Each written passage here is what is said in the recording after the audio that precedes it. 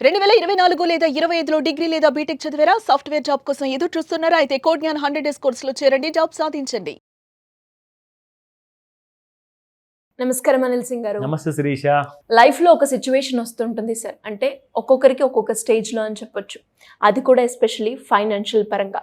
అంటే కొందరేమో అనవసరంగా ఈ పని చేసి నేను లాస్ అయ్యానే డబ్బులు బిజినెస్లో పెట్టి అనుకునే వాళ్ళు కొందరైతే, ఇంకొందరు ఎలా ఖర్చు చేయాలో తెలియక పొరపాట్లు చేసి దానివల్ల అప్పులు చేసి అప్పులలో మొత్తం కూరుకుపోయినాక మన దగ్గర ఉన్న ఆస్తుల్ని అమ్ముకొని తీర్చాల్సిన పరిస్థితి వస్తుంటుంది. అలా కొన్ని సందర్భాలు ఎదురైనప్పుడు నేను వెనకాల ఇంకొక ప్లాన్ చేసుకొని ఉంటే బాగుండు, ఫైనాన్షియల్ పరంగా ఇలా నా ఆస్తులు నేను అమ్ముకునే సిచ్యువేషన్ రాదేమో అన్న సిచ్యువేషన్స్ వస్తూ ఉంటాయి. సో అలా ఎవరికైనా కూడా అలాంటి సిచ్యువేషన్లో ఉన్న వాళ్ళు, అంటే అయిపోయింది అట్లీస్ట్ ఇప్పటి నుంచైనా నేను స్టార్ట్ చేయాలి, బ్యాకప్గా నేను డబ్బుల్ని పొదుపు చేసుకోవాలి అనుకునే వాళ్ళు ఎలా ముందుకెళ్ళొచ్చు అంటారు? అది ఒక చాలా గ్రిమ్ సిచ్యువేషన్ ఉంటుంది ఒకవేళ ఇలాంటి తప్పు ఎవరైనా చేస్తే. For example even I did many years back. నేను కూడా ఒక సిచ్యువేషన్లో ఉండి తప్పక ఒక తప్పు చేసిన దానికి ఒక లాస్ అనేది భరించాల్సి వచ్చింది అనమాట. అంటే నా ప్రాపర్టీ ఒకటి అమ్ముకోవాల్సి వచ్చింది ఆ టైంలో 2008. సో కానీ దాని తర్వాత అంటే దాని విలువ అది పోయిన తర్వాత తెలిసింది. మనిషి విలువ కానివ్వండి, ప్రాపర్టీ విలువ కానివ్వండి ఉన్నంత వరకు మనం పట్టించుకోము.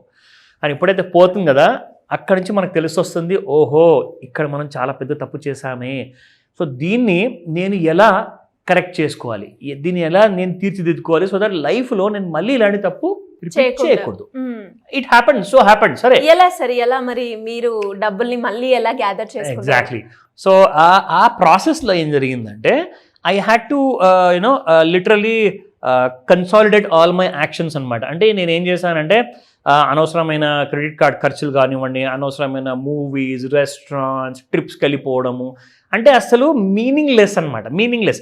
సరే డబ్బులు వస్తున్నాయి కదా, ఇది 2008లో ఆ టైంలో ఏంటంటే అసలు విచ్చలవిడిగా మనం సరే ఇన్కమ్ వస్తుంది కదా అని చెప్పేసి ఖర్చు పెడుతూ ఉంటాం. మనం అది ఎవరైనా కానివ్వండి, నెలకి 1000 సంపాదించే వాళ్ళు, 1,00,000 సంపాదించే వాళ్ళు అందరూ చేస్తారు ఖర్చులు.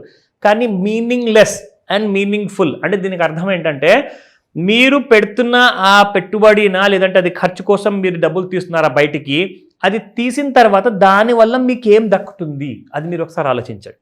ఎందుకంటే లైఫ్లో మనం ఒక్కళ్ళమే కాదు కదండి, మన ఫ్యామిలీలో ఉన్నది మన తల్లిదండ్రులు ఉంటారు, సిబ్లింగ్స్ ఉంటారు, పెళ్లి చేసుకుంటే భార్య, దాని తర్వాత మళ్ళీ పిల్లల ప్లానింగ్ ఉంటుంది, మళ్ళీ వాళ్ళ భవిష్యత్తు, ఇవన్నిటికి మనకు 360 degrees రెస్పాన్సిబిలిటీస్ ఉంటుంది. వెనక ముందు చూసుకుంటూ ఉంటే అమ్మో ఇంత ఉందా నేను చేసుకోవాల్సిన పనులు అని చెప్పేసి మనకే అర్థమవుతుంది. సో నాకేం అర్థమైందంటే అప్పుడు 2009 నుంచి I started consolidating all my assets అనమాట. అంటే నా దగ్గర ఒక గ్రాము బంగారం కూడా ఆ టైంలో నేను ఒకవేళ ఉంటే దాన్ని ఎక్కడ వెళ్ళకుండా, దాన్ని మళ్ళీ అనవసరంగా తాకట్టు పెట్టకుండా, ఎవరికి అమ్మకుండా నేను ఆ 1 గ్రామ్ బంగారం నుంచి ఇంకెన్ని గ్రాముల వరకు నేను సంపాదించుకోవాలి, దానికి ఒక అజెండా ప్రిపేర్ చేశాను. దాని తర్వాత మళ్ళీ నేను మ్యూచువల్ ఫండ్స్ కానివ్వండి, స్టాక్స్ ఇన్వెస్ట్మెంట్స్ కానివ్వండి, నా పోర్ట్ఫోలియో కానివ్వండి, అది ల్యాండ్ కానివ్వండి, ఇంకా ఏదైనా కానివ్వండి, పిల్లల కోసం చేయాలి. ఎందుకంటే అప్పటికి నాకు ఆల్రెడీ 2 పిల్లలు ఉన్నారు. సో ఆ టైంలో చేయాల్సిన పెట్టుబడులు కానివ్వండి, తీసుకోవాల్సిన జాగ్రత్తలు కానివ్వండి, నేను ఇమీడియట్గా తీసేసాను. అవన్నీ చేసేసాను అనమాట. ఆ ప్లాన్ అంతా ఎగ్జిక్యూట్ చేయడం వల్ల ఏమైందంటే నేను ఇమ్మీడియట్గా నెక్స్ట్ 2010 and 2011 లోపల I came into a good form అనమాట. సో దాట్ చేసిన తప్పుకి నేను నెక్స్ట్ 3 years వరకు కొంచెం బాగా స్ట్రిక్ట్గా నా ఖర్చులన్నీ కూడా తగ్గించేసి జస్ట్ వచ్చిన సంపాదనలో 3 పూటలు 2 పూటలే మనము తిని ఒక లాంటి kind of frugal living style, మీరు అన్నట్టుగా సిస్టమాటిక్ లివింగ్, ఒక డిసిప్లిన్డ్ లివింగ్, అలాగే డిసిప్లిన్డ్ ఇన్వెస్టర్గా మారా, ఒక డిసిప్లిన్డ్ కైండ్ ఆఫ్ హస్బెండ్ కానివ్వండి, ఒక డిసిప్లిన్డ్ ఫాదర్ కానివ్వండి. ఎందుకంటే నన్ను చూసి నా ఫ్యామిలీ వాళ్ళు కూడా నేర్చుకుంటారు. అవునవును. So that's really important and it really helped. నేను ఎలాంటి లైక్ లిటరలీ ఎవరి కోచ్ అని, ఎందుకంటే నేను ముందు నుంచి అదే ఫీల్డ్లో ఉన్నాను కాబట్టి నాకు నేను చేసిన తప్పుకి నేను కరెక్షన్ చేసుకుంటేనే then I can lead an example అని చెప్పి. ఆస్తి అమ్ముకున్నారు, ఇల్లు అమ్ముకున్నారు, ఇప్పుడు ఇల్లు కొనుక్కున్నారు. Like completely rebalanced my entire assets. And ఫర్దర్గా చెప్పుకోవాలి అంటే ముందటి కంటే 4 ఇంతలు ఇంకా ఎక్కువగా మనం సంపాదించుకున్నాము హ్యాపీగా. అలాంటి కైండ్ ఆఫ్ స్టేజ్లో మనం వచ్చేసాము. ఇదంతా కేవలం ఒక సిస్టమాటిక్ వేలో మీరు వెళ్ళడం. అబ్సల్యూట్లీ. అంటే మన బండి పట్టాలు ఎక్కకపోతే అది ఎక్కడికో వెళ్ళిపోతుంది, ఏ అడవుల్లోకో వెళ్ళిపోవచ్చు, ఏ గోతుల్లోకి వెళ్ళిపోవచ్చు, యూ నెవర్ నో ఎక్కడికి వెళ్ళిపోతుందో. సో మీకు ఒక గమ్యానికి మీరు చేరుకోవాలి అనుకుంటే ఫస్ట్ ఆఫ్ ఆల్ మీ దారి ఏంటో మీరు నిర్ణయించుకోండి. నా దారి స్ట్రైట్గా వెళ్తుందా, లేదంటే క్రాస్ రోడ్ నుంచి వెళ్తుందా, నేను ఎక్కడ నిలబడ్డాను, అవన్నీ మీరు తెలుసుకుంటే you are done and you will become a nice millionaire kind of a person.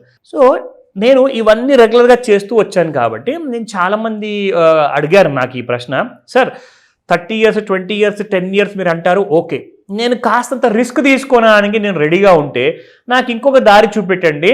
నేను ప్రతిరోజు ఆ నెల లోపట 500 రూపాయల నుంచి కనీసం ఒక 20,000 రూపాయల వరకు నేను సంపాదించుకోవాలి అంటే నేను ఎంత రిస్క్ భరించాల్సి వస్తుంది, ఎంత పెట్టుబడి పెట్టాల్సి వస్తుంది.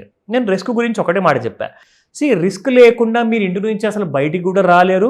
మీరు రిస్క్ లేకుండా ఆ రిస్క్ని బేర్ చేసుకుంటూ మీరు ఆఫీస్కి వెళ్ళలేరు. సో అంటే మీరు రిస్క్ని ప్రతిరోజున క్యాల్కులేట్ చేసుకుంటూ, రిస్క్ని మినిమైజ్ చేసుకుంటూ, సేఫ్టీని ఇంక్రీజ్ చేసుకుంటూ మీరు దారిలో నడుస్తున్నారు. అది మీరు బైక్లో వెళ్తున్నారా, కార్లో వెళ్తున్నారా, మెట్రోలో వెళ్తున్నారా, ఎక్కడికైనా. సో మన జాగ్రత్తలో మనం ఉన్నప్పుడు మీకు అక్కడ యాక్సిడెంట్ కానప్పుడు ఇక్కడ కూడా యాక్సిడెంట్ అవ్వదు. అంటే మీకు ఇక్కడ కూడా పెట్టుబడి విషయంలో లాస్ అనేది రాదు.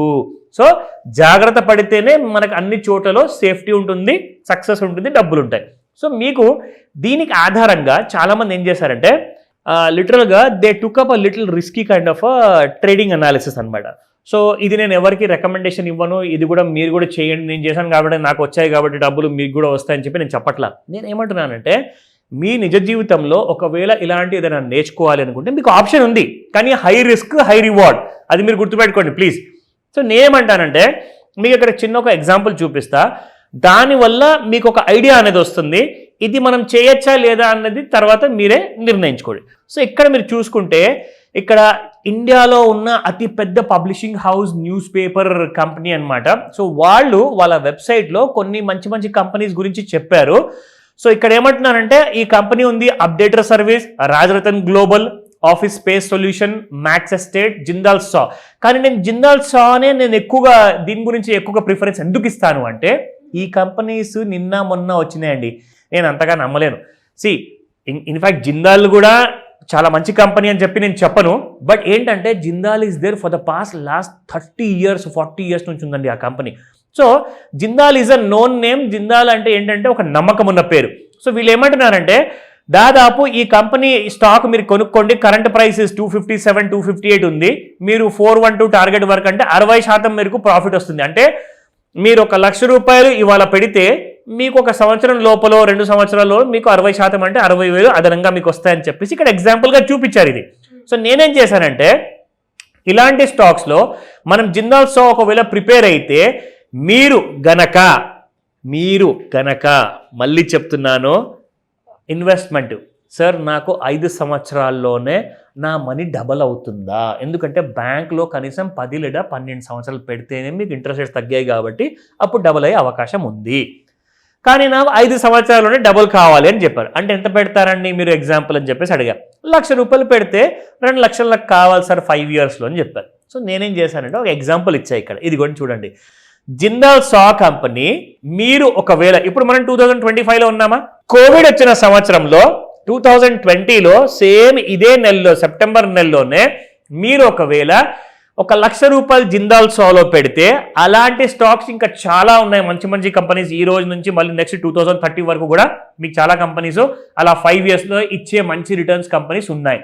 సో అతనికి ఇన్ఫ్యాక్ట్ జిందాల్ సా నా దగ్గర ఇన్ఫ్యాక్ట్ నేను కొన్నానని నేను చెప్పట్లేదు, ఎప్పుడో ఆ టైంలో కొనేవాడిని మళ్ళీ అమ్మేసేవాడిని. బట్ నాకు ఈ స్టాక్ అంటే చాలా ఇష్టం అనమాట.